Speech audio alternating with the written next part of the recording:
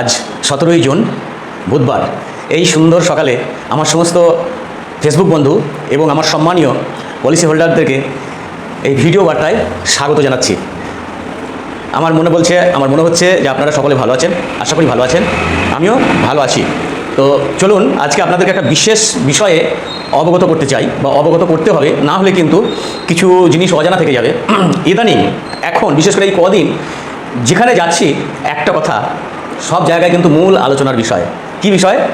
LIC চলে গেল, LIC ডুবে গেল, এলআইসির টাকা ফেরত পাওয়া যাবে না। এই একটা কিন্তু চায়ের দোকানে বলুন, পাড়ার মোড়ে বলুন, একটা খোরাক হয়ে জন্মেছে। এবং সেই খোরাকটা কাদের? যারা লেখাপড়া ততটা জানে না, এলআইসির কাছে তাদের কোনো ইনভেস্টমেন্ট নেই, এলআইসি তারা একটা টাকাও রাখে না এবং এলআইসি সম্পর্কে বোঝেও না এবং বুঝতে চায়ও না। যাই হোক, তারাই কিন্তু এই জিনিসটা নিয়ে বেশ যথেষ্ট আলোচনা এবং শিয়াল পণ্ডিতের ভাবধারা প্রকাশ করছে। এলআইসি হচ্ছে একটা ভাস্ট সাবজেক্ট, এলআইসি একটা বিরাট বিষয়। এলআইসি সম্পর্কে দুই একটা কথা বলি, তাহলে যারা সমাজের জ্ঞানীগুণী মানুষ বা শিক্ষিত মানুষ তারা কিন্তু ব্যাপারটা বুঝতে পারবেন। আপনারা জানেন যে 1956 সালের 1 সেপ্টেম্বর তদানীন্তন প্রধানমন্ত্রী জওহরলাল নেহেরু এবং সিডি দেশমুখ অর্থমন্ত্রী ছিলেন। ভারতবর্ষকে চুষে নিয়ে চলে গিয়েছিল সেই ব্রিটিশরা বা ইংরেজরা। দেশটা একটা খোলে পরিণত হয়েছিল, ভিতরে কিন্তু মালমত্তা তারা যতটা পেরেছে নিয়ে চলে গেছে। সেই অবস্থায় ভারতবর্ষে আপামর দেশবাসীকে একটা আর্থিক নিরাপত্তা দেওয়ার জন্য 1956 সালের 1 সেপ্টেম্বর অনেকগুলো ছোট বড় সরকারি আধা সরকারি কোম্পানিকে, বিমা কোম্পানিকে মিশিয়ে life insurance corporation of India অর্থাৎ এলআইসির জন্ম হয়। তার মূল উদ্দেশ্য ছিল এই ভারতবাসীকে আর্থিক নিরাপত্তা দেওয়া। আপনারা একটা জিনিস লক্ষ্য করবেন, টপ 10 ব্যাংক অর্থাৎ ভারতবর্ষের তাবর 10টা ব্যাংকের সম্পত্তি যদি এক জায়গায় করা হয়, ভারতবর্ষের তাবর বড় বড় 10টা ব্যাংকের সম্পত্তি যদি এক জায়গায় করা হয়, তাহলে হয় 43 লক্ষ কোটি টাকা। এলআইসি সম্পত্তি জানেন? আইডিয়া আছে এলআইসি সম্পত্তি সম্পর্কে? এলআইসির AUM অর্থাৎ টোটাল প্রপার্টি হচ্ছে প্রায় 60 লক্ষ কোটি টাকা। ভাবতে পারছেন? 10টা ব্যাংকে এক জায়গায় করলে যে প্রপার্টি হবে তার থেকে এলআইসির প্রপার্টি অনেক বেশি। এলআইসি হচ্ছে সরকারের কাছে একটা সোনার ডিম পাড়া হাঁস। এলআইসি প্রত্যেক বছর ভারত সরকারকে একটা বিরাট অংশের লভ্যাংশ দেয়। সরকার এই লাভে বা ভারতবর্ষের যে অর্থনৈতিক খুঁটিগুলো আছে এলআইসি তার মধ্যে একটা।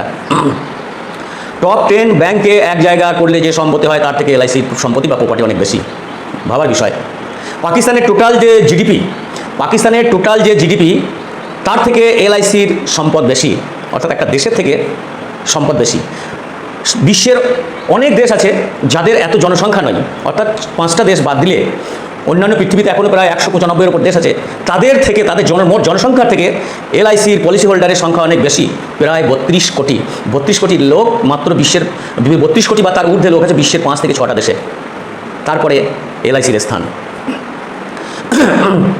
তারপরে ব্যাংকের কথা বললাম, পাকিস্তানের জিডিপির কথা বললাম। আমাদের গর্বের দেশ, আমাদের জন্মভূমি ভারতবর্ষের টোটাল জিডিপি 300 লক্ষ কোটি টাকার উপর। আমাদের ভারতবর্ষের জিডিপি 300 লক্ষ কোটি টাকার উপর। এলআইসির একা সম্পদ হচ্ছে 60 লক্ষ কোটি টাকা প্রায়। তাহলে 300 কোটিকে যদি আমি 60 লক্ষ কোটি টাকা দিয়ে ভাগ করি, ভারতবর্ষের টোটাল জিডিপির 1/5 5 ভাগের 1 ভাগ সম্পদ হচ্ছে আমাদের এই গর্বের এলআইসির। সেটা গেল। এবারে আসি সরকারি বেসরকারি আধা সরকারি অনেক শিয়াল পণ্ডিত সংবিধানের বিষয়ে, এলআইসি অ্যাক্টের বিষয়ে কোনো নলেজ না থাকা সত্ত্বেও চায়ের দোকান বলুন, পাড়ার মোড়ে বলুন, তারা কিন্তু বিশাল বিশারদ হয়ে যান, অর্থনীতির বিশারদ, অর্থনীতির প্রফেসর হয়ে বসে থাকে একজন। এলআইসি অ্যাক্ট 37/1956 এই আইন অনুসারে আপনি যে টাকা জমা দিচ্ছেন এলআইসিকে এবং তার উপর যে বোনাস, সেই বোনাসের দায়িত্ব আপনাকে পেমেন্ট করার দায়িত্ব কখন যদি কখনো অদূর ভবিষ্যতে এলআইসি ডুবে যায় বা দেউলিয়া হয়ে যায়, আপনাকে টাকা দেওয়ার দায়িত্ব কিন্তু ভারত সরকারের, অর্থাৎ সভারিন গ্যারান্টি আছে এই বিষয়টার উপর। আপনি যখন ব্যাংকে টাকা রাখছেন তখন আপনার কোনো চিন্তা নেই, ভাবনা নেই, কোনো আলোচনা নেই। কিন্তু ব্যাংকে যদি আপনার 1 কোটি টাকা থাকে, 95 লক্ষ টাকা ভারত সরকার ইচ্ছা করলে নিয়ে নিতে পারে। দেশের অসুবিধার কারণে, দেশের সমস্যা দেখা দিলে, ইমার্জেন্সি টাইম চলে এলে আপনি মাত্র 5 লক্ষ টাকার অধিকারী থাকবেন। বাকি 95 লক্ষ টাকা ইচ্ছা করলে সরকার নিয়ে নিতে পারে। তো তার থেকে আপনি সেফটি জায়গায় টাকা রেখেছেন, অথচ কিছু এরা লোক যে কথাগুলো বলছে সেই কথাগুলো মাথায় নিয়ে নিচ্ছেন। কেন? তারা তো কিছু জানে না, তারা তো এলআইসির টাকা রাখেই না। এবং তারা কী করছে, আপনার সঞ্চয় দিকে তাদের একটা হিংসা বিদ্বেষ তৈরি হচ্ছে। বহু লোক কিছুই জানে না এলআইসি অ্যাক্ট সম্পর্কে, তার ধারণা নেই, কিছুই নেই। এলআইসি অ্যাক্ট 37/1956 অর্থাৎ sovereign guarantee by the government of India, সেই সম্পর্কে তার আইডিয়া নেই। আপনার এই সম্পদের দায়িত্ব কেন্দ্র সরকারের। আপনি নিশ্চিতে এলআইসিতে টাকা রেখে আপনি নিশ্চিন্তে ঘুমোতে পারবেন, যেটা ভারতবর্ষের অন্য কোথাও টাকা রেখে আপনি পারবেন না। 2019 সালে 54,000 কোটি টাকা দিয়ে যখন IDBI ব্যাংকে এলআইসি কিনলো, তখন সেই সময় যে কোনো কারণে হোক শেয়ারটা ডাউন হয়ে গিয়েছিল, যেটা 36 কোটি টাকা 36,000 কোটি টাকা হয়ে গিয়েছিল, 54,000 কোটি টাকা থেকে 36,000 কোটি টাকা হয়ে গেল। তো তখন রাহুল গান্ধী একটা টুইট করেছিল যে এলআইসি ডুবে গেল, এলআইসি চলে গেল, এলআইসি লসে রান করছে, এলআইসি টাকা পাবলিক ফেরত পাবে না। তো যারা এলআইসি দাপটে অন্যান্য যে ইন্স্যুরার আছে বা বেসরকারি বিমা কোম্পানিগুলো আছে, তারা ব্যবসা করতে পারে না, তারা ওই টুইটারটা কী করলো, হিউজ ভাইরাল করতে লাগলো, যাতে এলআইসির ব্যবসাটা মার খায়। তারপরে যখন ওই টাকাটা বেড়ে 84,000 কোটি টাকা হয়ে গেল, অর্থাৎ এলআইসির লাভের অঙ্ক দেখলো, তখন কিন্তু আর কারো কোনো প্রচার নেই। এলআইসি হচ্ছে একটা সোনার ডিম পাড়া হাঁস, এবং এলআইসি যেখানে হাত দেয় সেটা সোনায় পরিণত হয়। এলআইসি নিয়ে কোনোদিন চিন্তা ছিল না, নেই, এবং আগামী দিনেও থাকবে না। তারপরে কি হলো, আমেরিকান হিন্ডেনবার্গ বলে আদানিকে সব টাকা এলআইসি দিয়ে দিয়েছে, এলআইসি শেয়ার আদানিকে বিরাট অংশ দিয়ে দিয়েছে, এলআইসিটা গেল 24 সালের ঘটনা, 19 সাল 24 সাল। আবার ইদানিং কী হয়েছে, আবার একটা ফিল্ডে চলে এসেছে, রাজেশ মেহতা অ্যান্ড এক্সপোর্ট, যে স্বর্ণ ব্যবসায়ী, একটা ভারতবর্ষের ভালো কোম্পানি, সে সেভি লিস্টেড কোম্পানি, সেখানে এলআইসি তাকে লোন দেয়নি। এলআইসি কী করেছে, তার শেয়ার নিয়েছে, তার শেয়ারে টাকা লাগিয়েছে 10.8%, 15 লক্ষ কোটি টাকার মধ্যে 10.8%, অর্থাৎ 1400-1500 কোটি টাকা। কী হবে, এলআইসি আমি ধরে নিলাম যুক্তির খাতিরে, তর্কের খাতিরে যদি ধরে নিই যে টাকাটা সব চলে যাবে, তাহলে 0.006%, অর্থাৎ পুকুর থেকে চামচ করে জল তুললে যে টাকাটা নষ্ট হয়, সেই টাকাটাও নষ্ট হবে না, অর্থাৎ এলআইসির গায়ে কয়েকটা লোম খসে যেতে পারে। তো সেটা নিয়ে এখন হই রই ব্যাপার। এবং কারা হই রই করছে, যাদের এলআইসিতে 5 পয়সা ইনভেস্ট নেই, যারা এলআইসির এল সম্পর্কে ধারণা নেই, এলআইসি অ্যাক্ট 1956-37 অ্যাক্ট সম্পর্কে বিন্দুমাত্র ধারণা নেই, তাদের বিরাট ভাবনা, আপনার টাকা নিয়ে তাদের ভাবনা। এবং তারা সেই লোকগুলো যখন অপচার করে, তারা কিন্তু বিষয়টা ফোন করছে, জানতে চাইছে, এবং সেটা জানানোর জন্য ফোনে কত উত্তর দেবো, ওই জন্য একটা ভিডিও করে দিলাম। তো আপনারা দীর্ঘদিন এলআইসির সঙ্গে আছেন, ভারত সরকারের সংস্থা, আপনার গর্বের সংস্থা। এই সংস্থায় টাকা রাখলে, একমাত্র এলআইসিতে টাকা রাখলে আপনি নিশ্চিন্তে থাকতে পারবেন। এলআইসি হচ্ছে আপনার পরিবারের অদিনের বন্ধু। আপনার যখন বয়স হবে, যখন আপনার সঙ্গে কেউ না থাকবে, তখন এলআইসি আপনার সঙ্গে থাকবে। আপনি যখন এই পৃথিবী থেকে কোনো কারণে অসময়ে চলে যাবেন, তখন আপনার বাচ্চা কাচ্চার পাশে যখন কেউ না থাকবে, তখন আপনার এই এলআইসি আপনার পরিবারের বা আপনার বাচ্চার পাশে থাকবে। এলআইসির সঙ্গে আপনারা ছিলেন, আছেন, এবং অবশ্যই থাকবেন। ইদানিং এলআইসি একটা খুব ভালো প্ল্যান নিয়ে এসেছে, প্ল্যানটা সম্পর্কে একটু বলে দিই। নিউ জীবন সাথী, দেখুন নামটার মধ্যে একটা রোমান্টিক ভাব আছে, জীবন সাথী অর্থাৎ স্বামী স্ত্রী দুজন ইচ্ছা করলে একসঙ্গে একটা প্ল্যান নিতে পারে। স্বামী আর স্ত্রী একই ফর্মে একটা প্ল্যান, জীবন সাথী, অর্থাৎ আপনারা যেমন আজীবনের সাথী ছিলেন, এলআইসির সঙ্গেও আজীবনের সাথী থাকবেন। তো অবশ্যই ওই প্ল্যানটা সম্পর্কে জানবেন। এই প্ল্যানটা এমনই প্ল্যান, দুজনের মধ্যে একজনের যদি মৃত্যু হয়ে যায়, তাহলে সঙ্গে সঙ্গে এলআইসি একজনকে টাকা দেবে, এবং বাকি টাইমের প্রিমিয়াম মকুব হয়ে যাবে, এবং শেষে আবার একটা টাকা যেমন ফেরত পাওয়ার কথা, সেইভাবে কিন্তু ফেরত পাবে। তো এলআইসি হচ্ছে আপনার গর্বের সংস্থা, সরকারি সংস্থা।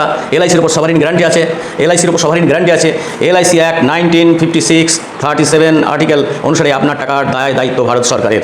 নিশ্চিন্তে আগে যেমন ছিলেন, এখনও সেইভাবেই সঙ্গে থাকবেন, এবং এলআইসিকে ভালোবেসে, এলআইসিকে আপনারা ভালোবাসেন, এলআইসির সঙ্গে ছিলেন বলে আজকে একটা সেই 56 সালে ছোট্ট শিশু আজকে একটা বিরাট যুবকে পরিণত হয়েছে। সেটা আপনাদের দৌলতে, আপনাদের সাহায্যে।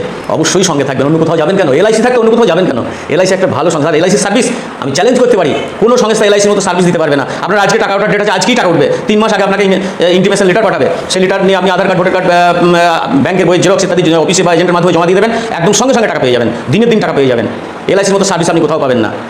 তো অবশ্যই কোনো গুজবে কান দেবেন না। এলআইসি আগের থেকে আরও যথেষ্ট সুরক্ষিত, যথেষ্ট ভালো জায়গায় আছে। এলআইসি নিয়ে কোনোদিন প্রবলেম ছিল না, আজকে নেই, এবং নিশ্চিন্তে থাকুন, আগামী দিনে যত অপপ্রচার আসুক, এলআইসির কোনোদিন কোনো ক্ষতি হবে না। এলআইসির একটা ভাস্ট সাবজেক্ট, এলআইসি একটা বড় ফ্যামিলি। এলআইসির 32 কোটির কাছাকাছি পলিসি হোল্ডার আছে, বিশ্বের অনেক 5টা-6টা দেশ বাদ দিলে তাদের জনসংখ্যা নেই এত। আপনি কেন ভাববেন ওই এরা লোকের কথা শুনে, যারা কিছুই বোঝে না, যারা সংবিধান বোঝে না, যারা আইন বোঝে না, যারা অর্থনীতি বোঝে না, তাদের কথায় আপনি সাই দিয়ে দেবেন? অবশ্যই ওই রকম লোকের কথা শুনবেন না। এলআইসির সঙ্গে ছিলেন, আছেন, এবং অবশ্যই থাকবেন, অন্য কোথাও যাবেন কেন? তো আজকে আর বেশি কথা বলছি না। আর জীবনসাথী প্ল্যানটা একটু দেখবেন, অবশ্যই দেখবেন, খুব ভালো প্ল্যান, জীবন সুন্দর হবে, মধুর হবে। তো আজকে আর বেশি কিছু কথা বাড়াচ্ছি না। সবাই ভালো থাকুন, সুখে থাকুন, শান্তিতে থাকুন, এবং আপনার শিশু যেন দুধে ভাতে থাকুক, আর আগামী দিন, আগামী ভবিষ্যৎ যেন আপনার সুন্দর হয়। এই বলে আজকের ভিডিও শেষ করছি। আর ভিডিওটা একটু বেশি করে শেয়ার করে দেবেন, আর আমার এই পেজটা ফলো করবেন। সকলে ভালো থাকুন, সুখে থাকুন, শান্তিতে থাকুন।